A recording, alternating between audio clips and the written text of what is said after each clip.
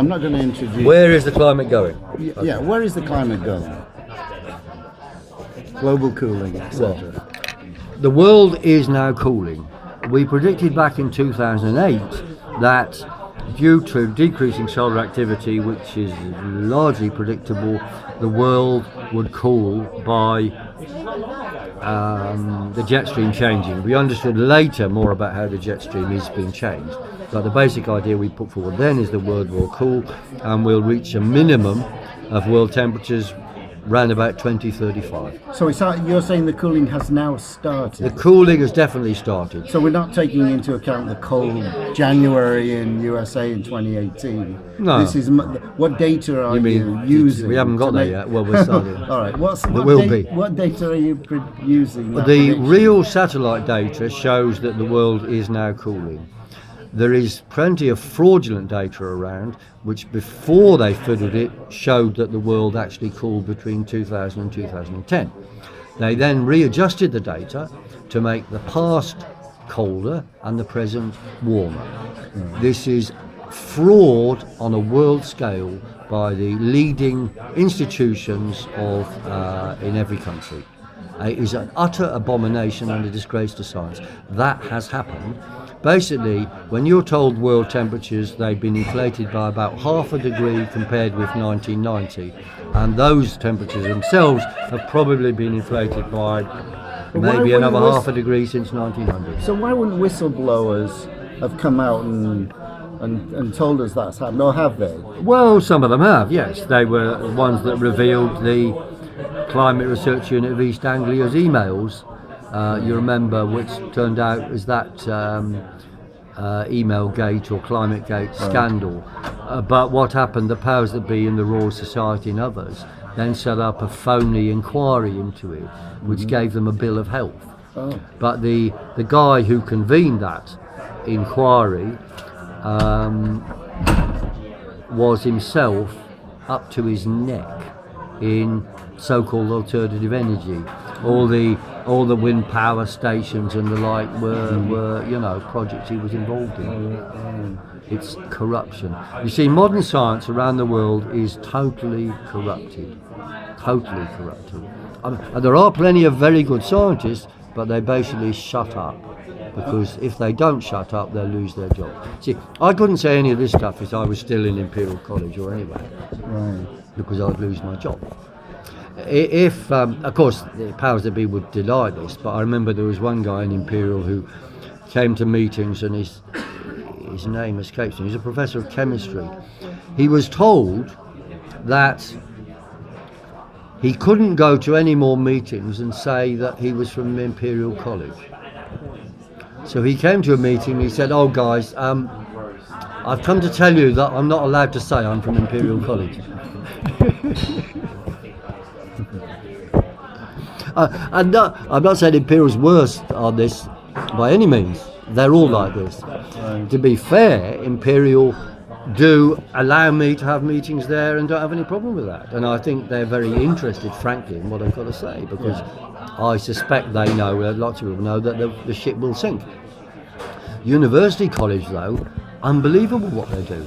There was a conference booked there it was last September, I think. I'm trying to remember. Anyway, it was booked by, international people I'm involved with, talking about alternative climate change, and it was booked in University College.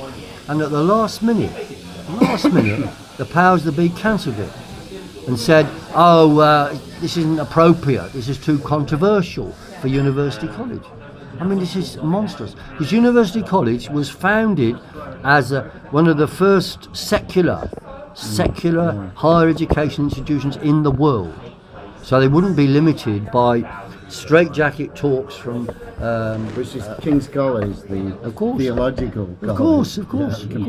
So that was utter monstrosity. Yeah. Anyway, we solved it by having the conference in Conway Hall, Red Lion Square, the South Place Ethical Society. But, the fact that they closed that down is utterly reprehensible.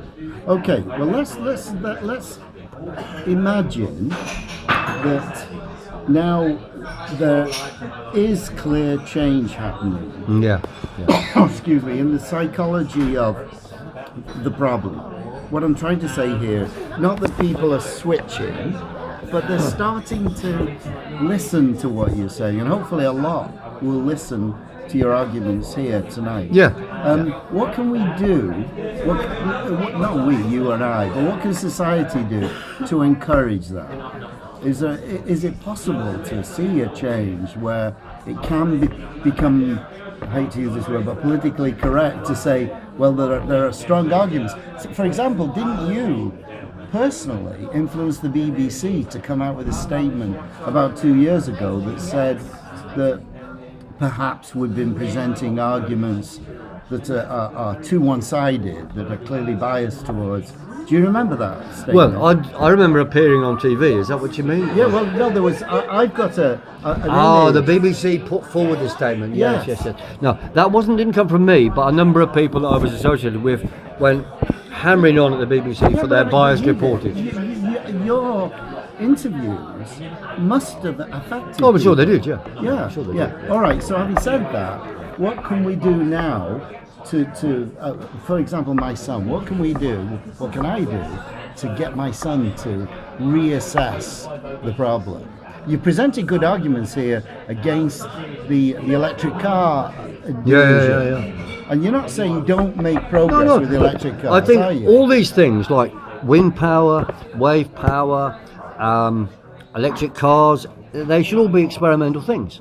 But to impose them on society at huge cost now is completely insane and wrong. But it's done to make money. They've got a whole media game which will trick people into believing that ought to be done and make them pay more. What I say about energy is that those who want to pay more, like, at least, a third more or whatever, if they want to buy their electricity from a wind farm, then okay, pay for that. But ordinary people who aren't so stupid are going to have electricity at a lower rate coming from coal-fired power stations, which can be made clean in terms of smoke quite easily. Well, actually, you just mentioned that.